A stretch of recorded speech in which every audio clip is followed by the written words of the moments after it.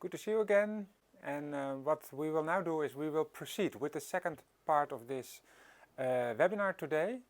So what we are going to do is we are going to discuss another very important element of data management, namely infrastructures for data management. As you probably know, there are nowadays all kinds of repositories for making data openly available. This is actually quite a big world where lots of things are going on, and I could share a lot of information with you about all the things happening. I'm not going to do that. I'm just going to give you a kind of a high-level overview of what I think are some of the key things you should know about in this landscape of repositories and infrastructures for data sharing. So what you see on this slide is what I would call generic data repositories. So these are repositories that researchers can use to make data openly available. So essentially they are online platforms, and researchers can upload their data to these platforms, and these platforms offer services, and the essence of these services is that they kind of ensure that the data sets are made openly available to basically anyone who wants to use the data. There are certain guarantees that the data will remain available, so that's the long-term preservation. And that's the essence of what these platforms offer. Researchers can also specify the conditions under which they make the data available, so the licenses. So you see platforms like Zenodo, which you may have heard of, which is one of the most prominent platforms in this space, one of the most prominent generic data repositories, but there are more. There are some commercial players in this space like Figshare and Mendeley Data. There's OSF, Open Science Framework, and there are a few more. But this is just what I would call generic data repositories, which you can kind of use for basically any type of data that you have. There are also lots of domain-specific data repositories. So these domain-specific data repositories are tailored to the specific needs of particular research communities. So what they do is they take into account the specifics of the data in a certain domain, and they enable researchers working in that domain, working with that type of data, to share their data through these repositories. And the benefit of using a domain-specific data repository typically is that you can get kind of closer to the ambition of making your data not just open but also fair.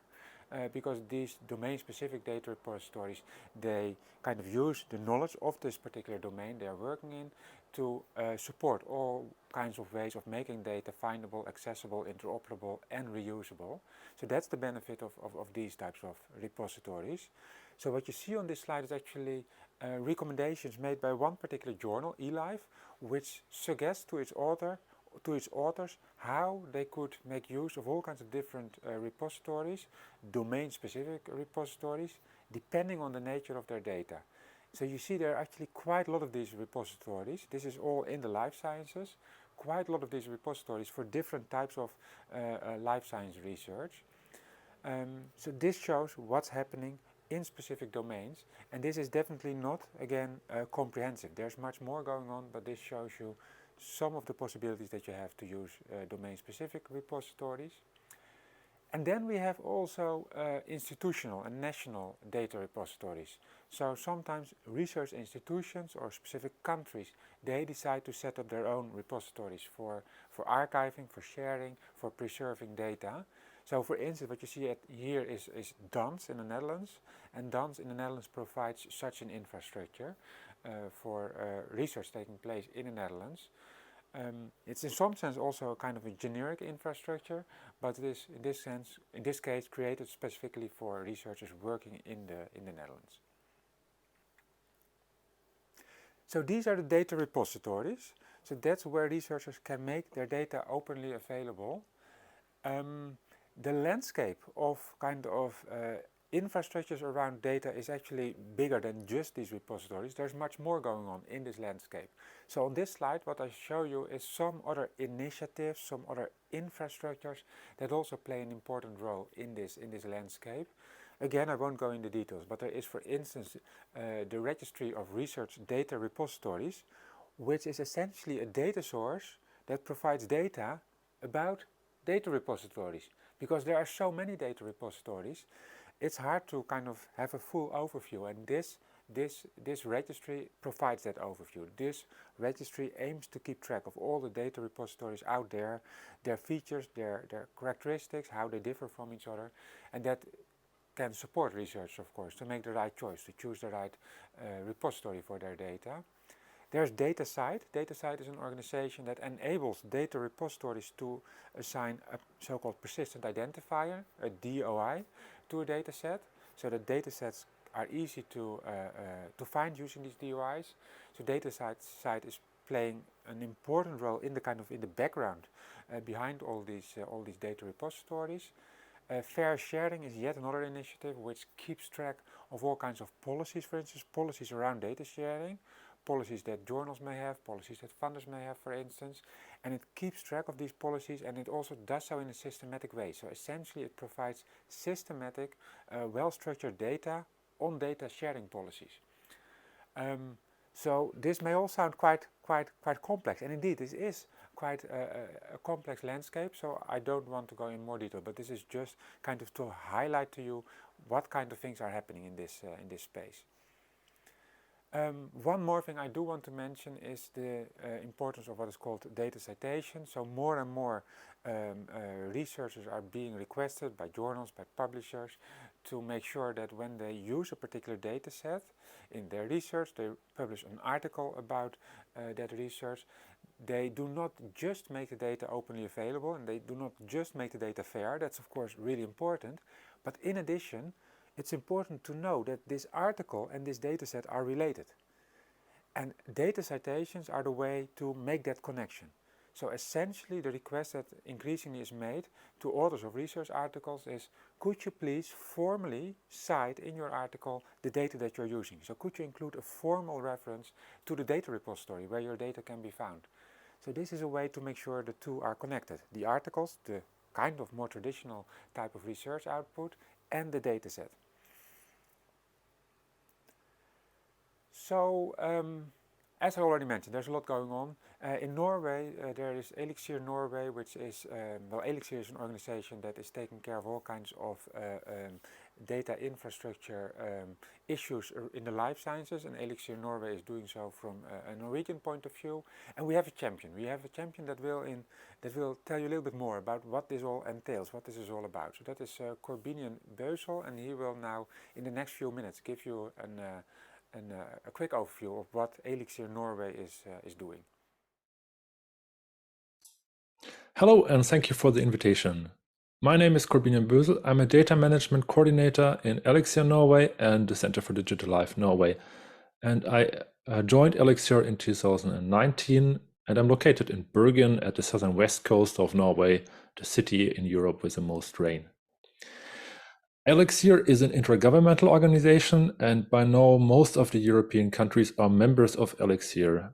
Elixir is operating the European infrastructure for biomolecular information, which is used by research, industry, and also healthcare. And we hope, of course, that this in the end benefits society as a whole.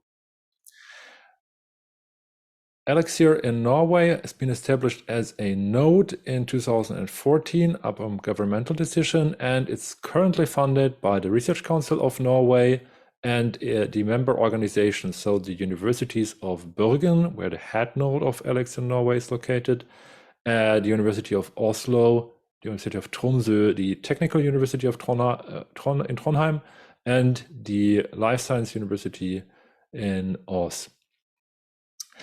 We also receive contributions from users that seek more long and mid-term help for their research.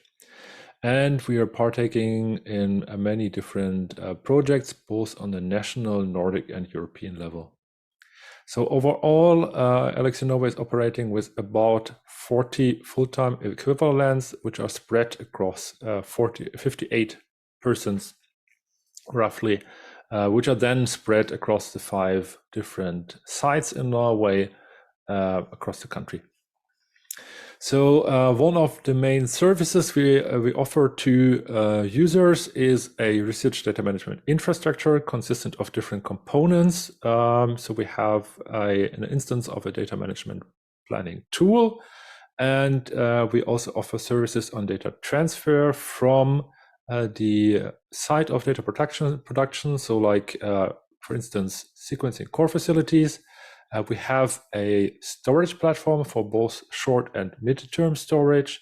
Before then, the data is entering the European archives for preservation. And this storage page can also be used for collaboration in national and international projects. And we have coupled this with a metadata management platform so that users can document the data according to the standards.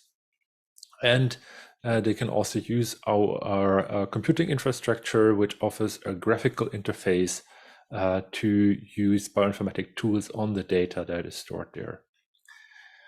We are also offering different scientific databases and bioinformatic tools, which are part then of the deliverables we have towards the European network. And we have a help desk with a ticket system, which is offering support for our different services, but also for general research questions and for research data management in general.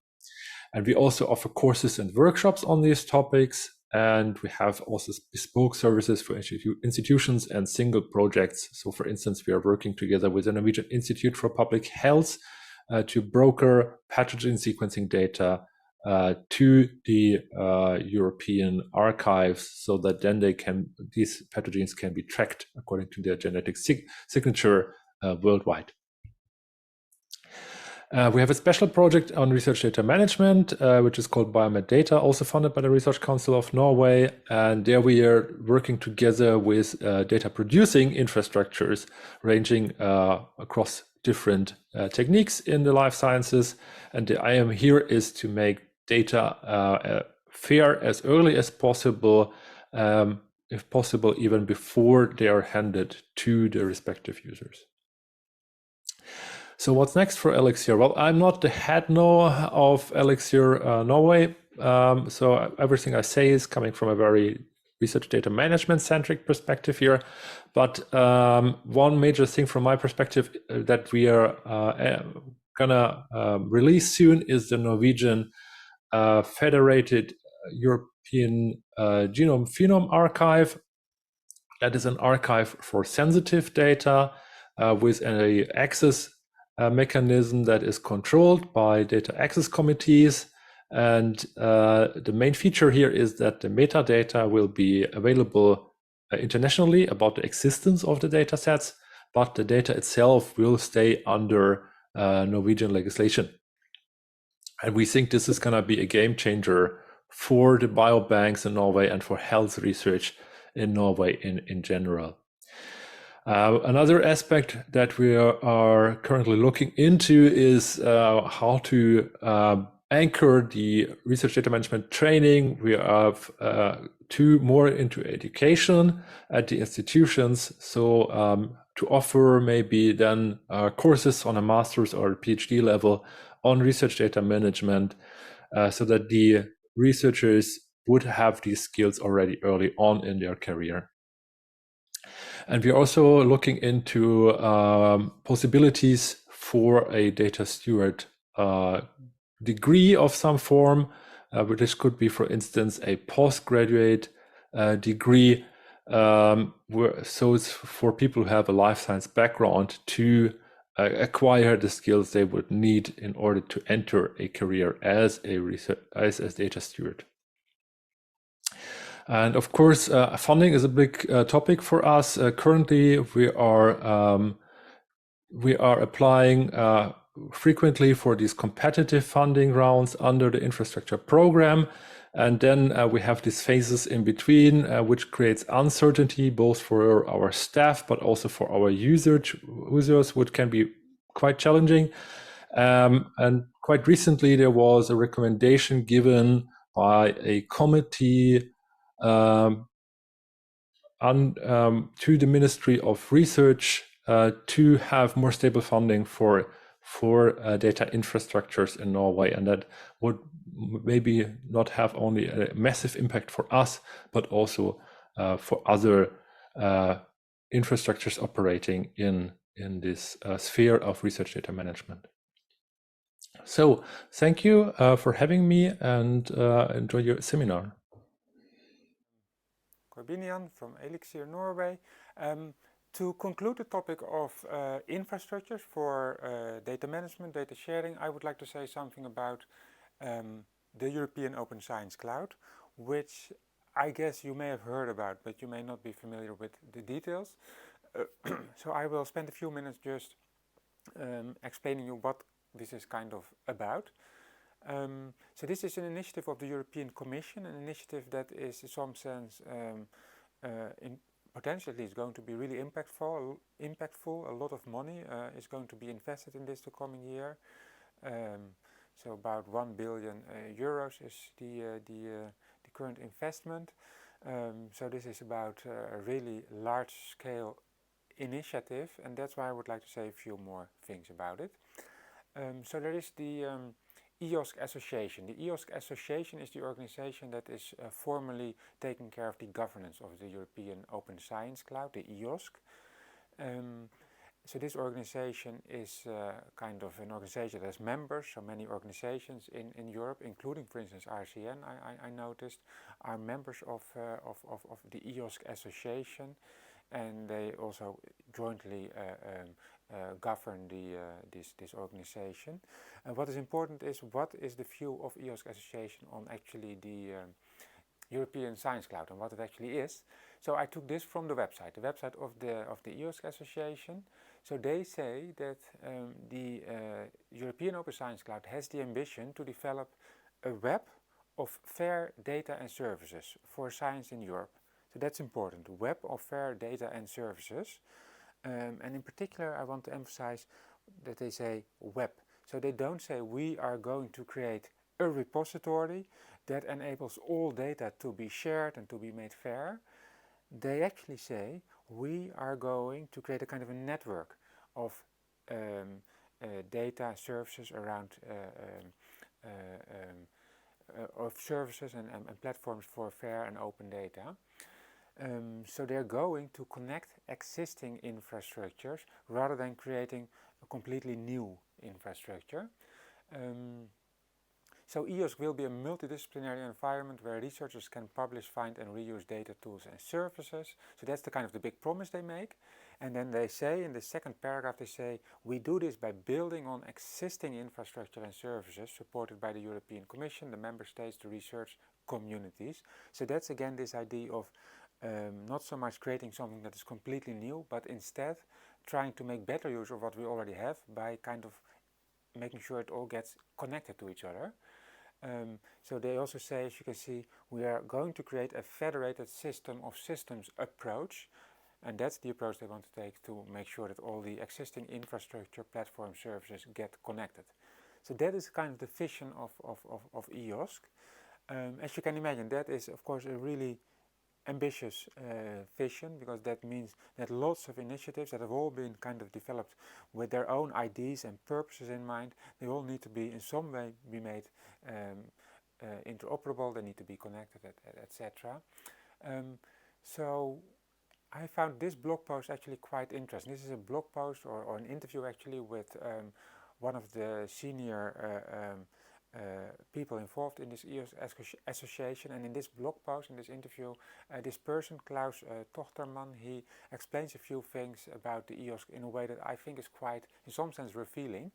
So what he says is actually that EOSC is a misnomer. He says, yeah, we call it EOSC, that's kind of what we started with, and that's why we still call it that way. The name got established in some sense, but actually it's a misnomer. And all four words are actually not the right ones. So Europe is not the right word because it is not really kind of restricted to Europe. Perhaps more importantly, he says this is not so much about openness. So we call it the Open Science Cloud, but actually it's not about openness. It is about data being fair, which means, as André explained, it might be open, it doesn't need to be open. Well, he also makes the point it's actually not just about science, it's more than that. But perhaps most importantly, he says the word cloud can really lead to confusion. We of course all know cloud services, and we know about all kinds of platforms in the cloud that we use, the Googles and the Microsoft types of services. But actually the EOSC doesn't aim to be something like that. In that sense, it is not supposed to be a cloud solution in the sense of a cloud like a central facility where everything is brought together. Not at all, because as we discussed, the EOSC is supposed to actually connect things that already exist, things that are already there, to better connect them. And in that sense, it's quite different from a cloud. So keep that in mind about this name EOSC. So there is a so-called Strategic Research and Innovation Agenda that was developed by the EOSC Association. And that agenda, it's a huge document, 200 pages, but that agenda kind of outlines what EOSC is about and what it aims to accomplish in the coming years. So I will just show you one figure from that report. It's this figure, which I think shows quite nicely the main ambitions of EOSC. So they distinguish between problems, barriers, objectives, and ultimately the benefits of EOSC. And then, as you can see, they identify problems or challenges and barriers at the level of people, data, infrastructure. So it's not just about data. Yes, we have of course problems with more and more data and the challenge of kind of making sure that data is findable, accessible, interoperable. That is a challenge, and there are major barriers, yes. But the people are emphasized just as much, so the people need to be incentivized, need to be rewarded to kind of adopt open science practices, and the infrastructures are important. We cannot do all of this if we lack proper infrastructures or if the infrastructures are siloed and are not properly connected to each other. So that's kind of the analysis of the problem that EOSC aims to solve. And then they have objectives. So they have objectives, and these objectives are, as you can see in the third line, it's about making open science the new normal. That's one. So that's kind of why EOSC is about openness. But it's also about promoting fairness of data. Making sure that data becomes findable, accessible, reusable, etc. And it's this idea of federation. And federation is just another way of saying connecting existing structures, making sure they can exchange data and they are kind of in a seamless way able to communicate with each other. So the idea of creating one big centralized infrastructure is naive. That's going to fail, that's being recognized, and instead we need to recognize that the landscape is scattered, but we need to handle that challenge by making sure things get connected in better ways. And what will ultimately be the benefits of this, at least if you kind of follow the EOSC philosophy. So science will benefit. So the promise is that science will become more trustworthy, higher quality, researchers will become more productive. And of course the idea is we can make better use of data because it will be easier to access data, to find data, and therefore we can be more productive and we can do higher quality work. But it's not just science, they also make the argument that ultimately industry and society will benefit. So that's kind of the philosophy of EOSC in a nutshell.